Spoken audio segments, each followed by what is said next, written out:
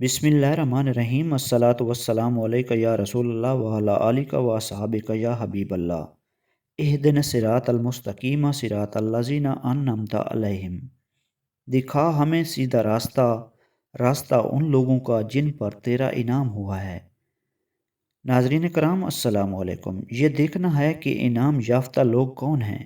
खालिक कायनात ने इरशाद फरमाया, जिन पर अल्लाह ने फ़ज़ल किया यानी अम्बिया और सिद्दीक और शहीद और नेक लोग, ये क्या ही अच्छे साथी हैं।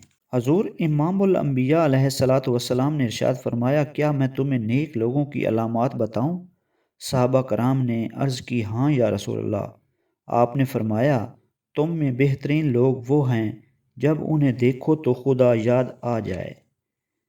नाज़रीन कराम, आज की इस वीडियो में हम बात करने वाले हैं सुल्तान बाहू के बारे में।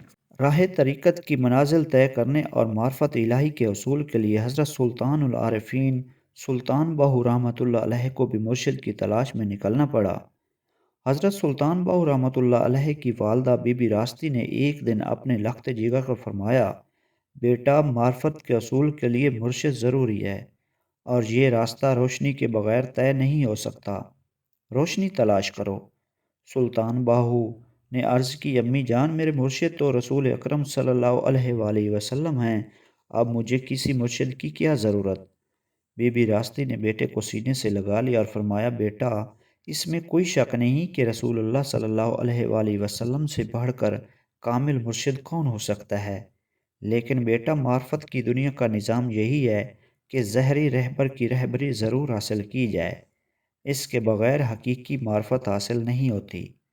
जैसे ज़हरी शरीयत की पैरवी किए बग़ैर बातनी सरबुलंदी नहीं मिलती।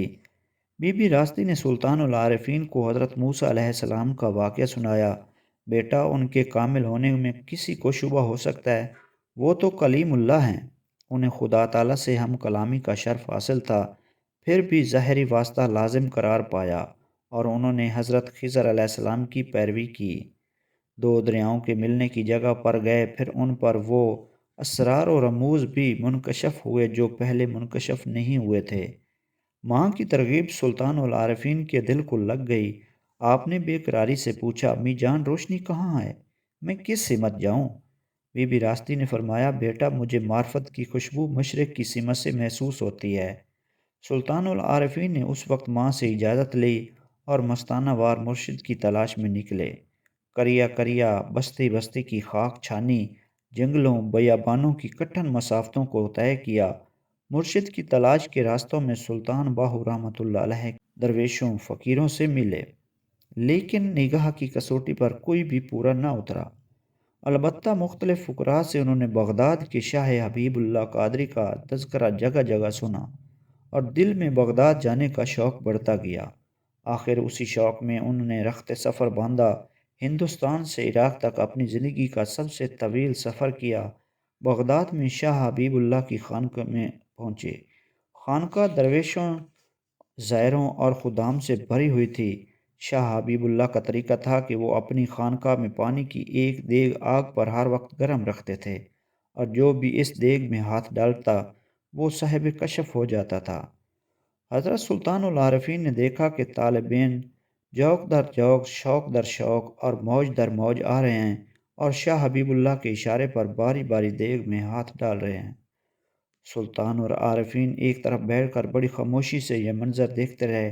कुछ देर बाद अचानक शाह हबीबुल्लाह की नज़र इस परदेसी पर पड़ी और सुल्तान बाहू से कहा, मालूम होता है कहीं दूर से आए हो, मगर अलहदा क्यों बैठे हो? उठो और देग में हाथ डालकर अपनी मुराद हासिल कर लो। सुल्तानुल आरिफ़ीन उठकर आपके करीब गए। अर्ज़ की, क़िबला, मेरी मुराद ऐसी नहीं है जो इस तरह पूरी हो। कशफ व करामात के ये खिलौने मुझे मुतासर नहीं कर सकते। मैं वो परिंदा हूँ जिसकी परवाज़ सिदरतुल मुंतहा तक पहुँच कर भी पूरी नहीं होती। मेरा शौक़ लाहूत की वसीत फ़ज़ा चाहता है। मेरी इंतहाई मंज़िल वो मकाम है जहाँ ज़ात हक़ के सिवा कोई न हो। शाह हबीबुल्लाह चौंक पड़े, कहने लगे, ए दरवेश, बेशक तेरी आरज़ू बुलंद है, मगर ये जानता है कि बुलंद आरज़ू और मराहिल कितने सख्ती मांगते हैं। सुल्तानुल आरिफ़ीन ने बड़ी जवां मर्दी से कहा, क़िबला हुक्म दीजिए। शाह हबीबुल्लाह ने कहा, कुछ रोज़ مجاہدہ کرو، فی الحال خانقاہ میں پانی بھرا کرو۔ انہوں نے ایک خادم کو اشارہ کیا، خادم نے ایک مشکیزہ لا کر سلطان باہو کے حوالے کر دیا۔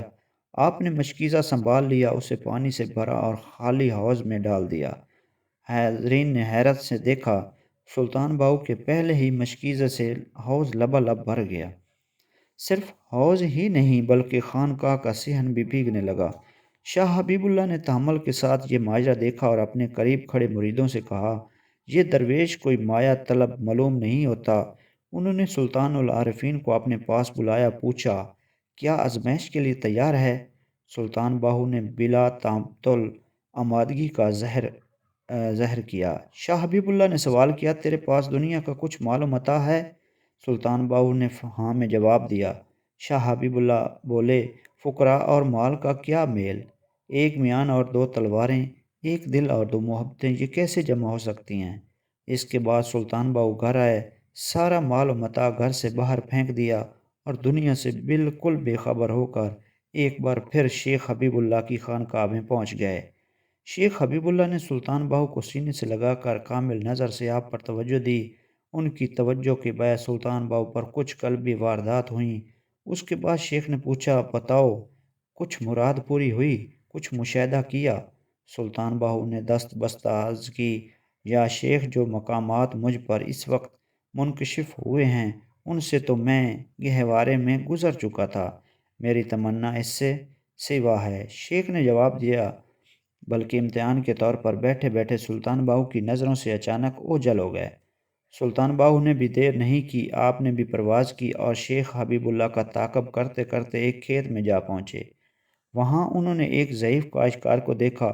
کاشتکار بیلوں کی جوڑی لیے ہوئے ہل چلانے میں مصروف ہے۔ سلطان باہو نے ایک خرقہ پوش کا روپ دھارا اور کاشتکار کے پاس جا کر کہا، بابا، یہ ضعیفی اور اتنی مشقت، مجھے ترس آ رہا ہے، آپ کیوں تکلیف اٹھاتے ہیں؟ جائیے، آپ آرام کیجیے اور حل مجھے دیجیے۔ ضعیف کاشتکار کے روپ میں دراصل شیخ حبیب اللہ ہل چلا رہے تھے۔ وہ سلطان باہو کی یہ پیشکش سن کر ہنس دیے اور دوبارہ اپنی اصل صورت میں لوٹ آئے۔ پھر وہ دونوں ایک ساتھ وہاں سے واپس ہوئے، لیکن واپسی کا فاصلہ بھی چند قدم طے ہوا ہوگا کہ شیخ حبیب اللہ چلتے چلتے پھر کہیں غائب ہو گئے۔ سلطان باہو نے بھی ان کی پیروی کی اور پیروی کرتے ہوئے ہندوؤں کی ایک دور دراز آبادی میں پہنچ گئے۔ وہاں انہوں نے ایک بوڑھے برہمن کو دیکھا۔ برہمن کے ہاتھ میں زعفران اور رنگ سے بھرا ہوا ایک برتن تھا، بازار سے گزرنے والوں کے ماتھوں پر تلک لگا رہا تھا۔ سلطان باہو نے بھی ایک نوجوان کی حیت اختیار کر لی اور جب برہمن ان کے قریب سے گزرا تو اس کے سامنے پہنچ کر کہا، بابا، میرا ماتھا بھی خالی ہے۔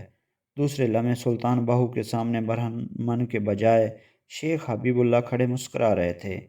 انہوں نے سلطان باہو کا ہاتھ تھام لیا اور آگے بڑھ گئے۔ صرف چند قدم چلنے کے بعد وہ تیسری بار کہیں غائب ہو گئے۔ اس بار ان کے غائب ہونے کی رفتار خاصی تیز تھی۔ سلطان باہو نے بھی ان کا تعاقب کرتے ہوئے ایک مسجد میں پہنچ گئے۔ وہاں ایک بوڑھا استاد بچوں کو قرآن مجید پڑھا رہا تھا۔ حضرت سلطان العارفین نے خود کو ایک بچے کی حالت میں تبدیل کیا، ہاتھ میں قیدہ لے کر استاد کے پاس پہنچے، دو زانوں بیٹھ گئے، پھر ایک حرف پر انگلی رکھ کر پوچھنے لگے، بابا، یہ کیا ہے؟ اس بار شیخ نہ مسکرائے نہ ہنسے، بلکہ انہوں نے آپ دیدہ ہو کر سلطان باہو کو سینے سے لگا لیا اور بولے، بس بہت ہو چکا۔ سلطان باہو نے قیدے کے حرف سے انگلی نہیں ہٹائی تھی کہ آپ نے دوبارہ پوچھا، بابا، یہ کیا ہے؟ شیخ حبیب اللہ بولے، بھلا میں تجھے کیا بتا سکتا ہوں کہ یہ کیا ہے اور وہ کیا ہے؟ سلطان، تو میرے بس کا نہیں ہے۔ دونوں خانقاہ لوٹے۔ یہاں آ کر شیخ حبیب اللہ نے سلطان باہو سے کہا، برادر، تو نعمت کا مستحق ہے، تو میرے امکان میں نہیں ہے۔ ہاں، میرے شیخ عبد الرحمن قادری کی خدمت میں جا، وہ ہند کے مشہور شہر دہلی میں موجود ہیں، معلوم ہوتا ہے تیرا حصہ وہیں ہے۔ دہلی میں شیخ عبد الرحمن قادری کی خانقاہ کا گوشہ گوشہ درود و وظائف سے گونج رہا تھا۔ فرداً فرداً بھی عبادت میں مصروف تھے۔ اجتماعی طور پر بھی شیخ عبد الرحمن ایک کونے میں بیٹھے ہوئے مراقبہ کر رہے تھے۔ چنانچہ چند مرید اور خدام ان کے دائیں بائیں ہاتھ باندھے کھڑے تھے۔ یکا یک شیخ نے مراقبہ ختم کیا، آنکھیں کھولیں اور اپنے خاص خادم سے مخاطب ہو کر کہا، دیکھو، جلدی کرو، باہر دوڑو، کچھ فاصلے پر پہنچ کر تمہیں سفر کی گرد میں اٹا ہوا ایک گریباں چاک شکستہ حال درویش نظر آئے گا۔ جلد از جلد اس کے پاس پہنچو اور اسے مکمل عزت و احترام سے یہاں لے آؤ۔ وہ ہمارا باہو ہے۔ خادم ارشاد کی تعمیل سے باہر نکلا اور پوری رفتار سے دوڑتا ہوا اس مقام پر پہنچ گیا جہاں سے سلطان باہو رحمۃ اللہ علیہ آ رہے تھے۔ اس نے آگے بڑھ کر سلطان باہو کے پاؤں چھوئے اور احتراماً ان کے ایک قدم پیچھے ہو کر خانقاہ کے راستے کی طرف اشارہ کیا۔ حضرت ادھر چلنا ہے۔ خادم کی معیت میں سلطان باہو شیخ عبد الرحمن کے روبرو گئے تو شیخ فوراً ان کا ہاتھ تھام کر علیحدگی میں لے گئے اور پھر کسی کیل کال کے بغیر ہی سلطان باہو کو وہ نعمت حاصل ہو گئی جس کی تلاش میں وہ پہلے دن سے چلے تھے۔ شیخ عبد الرحمن نے اسی وقت آپ کو واپس کر دیا۔ سلطان باہو سرشاری اور سرمستی کی عالم میں خانقاہ سے نکلے، مختلف بازاروں سے گزرتے ہوئے ہر خاص و عام پر توجہ دیتے ہوئے آگے بڑھنے لگے۔ جس پر بھی ان کی توجہ ہو جاتی ایک دم وہ بے خود ہو بے حال ہو جاتا۔ اس کے بعد سلطان باہو چلتے چلتے جامع مسجد پہنچ گئے۔ جمعہ کا روز تھا، ہر طرف سر ہی سر نظر آ رہے تھے۔ رعایا کے علاوہ بادشاہ بھی سلطنت کے دیگر ارکان کے ساتھ بنفس نفیس موجود تھا۔ بھیڑ کی وجہ سے سلطان باہو کو وہاں جگہ ملی جہاں نمازیوں کے جوتے رکھے ہوئے تھے۔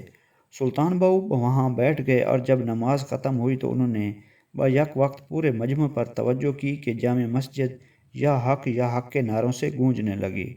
لوگ مسلسل وجد کی عالم میں یا حق کی صدائیں لگا رہے تھے۔ معمولی سے معمولی شخص پر بھی جذب و حال کی کیفیت طاری تھی، لیکن بادشاہ، قاضی اور کوتوال اس کیفیت سے محروم رہے۔ پھر جب سلطان باہو نے توجہ منقطع کی اور مجمع کی حالت معمول پر آئی تو بادشاہ، قاضی اور کوتوال نے سلطان کے قریب جا کر پوچھا، ہمارا کیا قصور ہے؟ ہم اس نعمت سے محروم رکھے گئے ہیں۔ حضرت سلطان العارفین نے فرمایا، ہم نے تو سب پر یکساں توجہ کی تھی مگر تم تینوں پر اثر نہیں ہوا۔ یہ بارش کا قصور نہیں ہے کیونکہ باغ میں پھول اگتے ہیں اور جنگل میں کانٹے۔ اصل میں تمہارے دل سخت ہو چکے ہیں۔ اگر انہوں نے سر جھکا کر دست بس استدعا کی کہ ہمیں فیض کی لذت سے محروم نہ رکھیے۔ سلطان باہو نے ان کی استدعا قبول کرتے ہوئے بادشاہ سے کہا، ہماری دو شرائط ہیں، ایک یہ کہ تیری اولاد ہماری اور ہماری اولاد کے لیے مال و متاع کی رعایت کبھی نہ کرے، دوسری یہ کہ تیری اولاد ہمارے مکانوں پر کبھی نہ آئے۔ بادشاہ نے اقرار کر لیا۔ سلطان باہو رحمۃ اللہ علیہ نے اسے اور اس کے ساتھیوں کو خاص توجہ سے فیض یاب کیا۔ پھر آپ بازاروں میں نکلے اور راہگیروں پر توجہ صرف کرنے لگے۔ اس صورتحال سے شہر میں ہنگامہ برپا ہو گیا۔ خلقت کے انبوہ سے راستے بند ہونے لگے۔ کسی نے دوڑ کر شیخ عبد الرحمن کو یہ خبر پہنچائی کہ ایک ولی اللہ نے دلی کے بے شمار لوگوں کو وجد و حال میں مبتلا کر رکھا ہے۔ شیخ عبد الرحمن نے اطمینان سے کہا، جا کر دریافت کرو کون ہے، کہاں سے آیا، کس خاندان اور کس سلسلہ سے تعلق رکھتا ہے۔ شیخ کے خدام گئے اور دیکھا یہ تو سلطان باہو ہیں۔ واپس شیخ کے پاس پہنچے، عرض کی سرکار وہی درویش ہے جسے آج آپ نے فیض بخشا تھا۔ شیخ عبد الرحمن نے حکم دیا، اسے فوراً یہاں لے آؤ۔ اس طرح سلطان باہو دوسری بار شیخ کے پاس پہنچے۔ شیخ نے انہیں دیکھتے ہی فرمایا، باہو، کیا ہم نے تجھے یہ نعمت اس لیے دی تھی کہ تو اسے عام کرتا پھرے؟ سلطان باہو نے ادب سے کہا، قبلہ، عورت جب بازار سے کوئی برتن خریدتی ہے تو اسے ٹھونک بجا کر دیکھتی ہے، یہ کیسا ہے؟ شیخ عبد الرحمن نے تبسم فرمایا اور کہنے لگے، میں منع نہیں کرتا، یہ نعمت اسی لیے ہے کہ عام کی جائے، لیکن اسے اتنا بھی سستا نہ کر، یہ بوجھ ہر کوئی نہیں اٹھا سکتا۔ یہ کہہ کر انہوں نے سلطان باہو رحمۃ اللہ علیہ پر مزید توجہ دی اور انہیں وطن واپس جا کر رشد و ہدایت کی محفل سجانے کا حکم دیا۔ اور پھر سلطان العارفین نے شور کوٹ پہنچ کر زور و شور سے تلقین و تبلیغ کا سلسلہ شروع کر دیا۔ طیبہ سے منگائی جاتی ہے، سینوں میں چھپائی جاتی ہے، توحید کے مے پیالوں سے نہیں نظروں سے پلائی جاتی ہے۔ دعا ہے اللہ تعالی ہمیں بزرگان دین و اولیاء عظام کے نقش قدم پر چلنے کی توفیق عطا فرمائے۔ آمین۔ وآخر دعوانا ان الحمد للہ رب العالمین۔